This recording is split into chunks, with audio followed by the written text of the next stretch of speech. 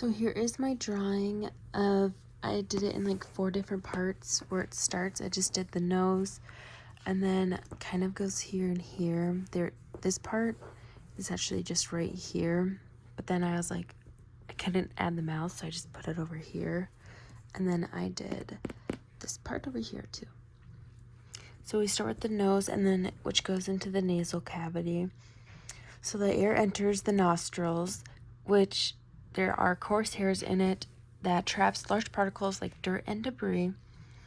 And the nasal cavity will warm up and humidify the air filtered by the mucus. The nasal cavity is connected to like your sinuses and everything. And so your pharynx is divided into 3: the nasopharynx, the oropharynx, and the laryngopharynx, I believe is how you say it. I don't know. It directs air towards the larynx, while the epiglottis, so I drew the epiglottis over here, it just basically is kind of like a gateway. It prevents food from entering the airway. And then the larynx is actually just the voice box. It produces sound and houses the vocal cords.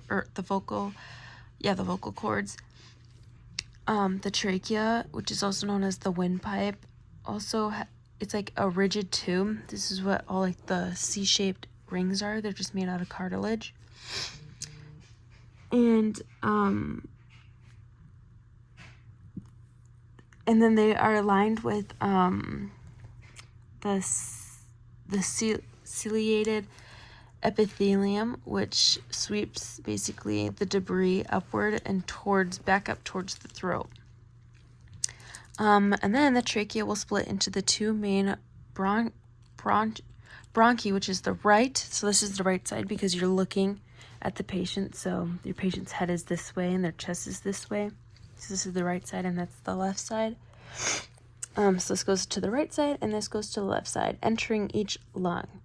So in each lung, there are 3, they branch into the lobar and the segmental bronchi, which continues dividing into the bronchioles which just basically lack cartilage and rely on the smooth muscle. And the smallest one is actually off of the segmental bronchs, and then it'll go into the respiratory bronchioles. And here's the alveoli. So it just like, I tried. I'm not very good at drawing.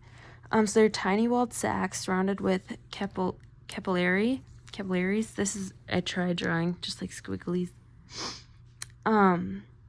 Which helps with the gas exchange that occurs across the respiratory membrane, which then has oxygen diffuse into the blood and then diffuses the carbon out. And the diaphragm is it doesn't really fall in like the same direction. It's just when you breathe in, it'll just like, when you breathe in and out, it'll like expand, and then, yeah, I don't really know how to explain it, but yeah.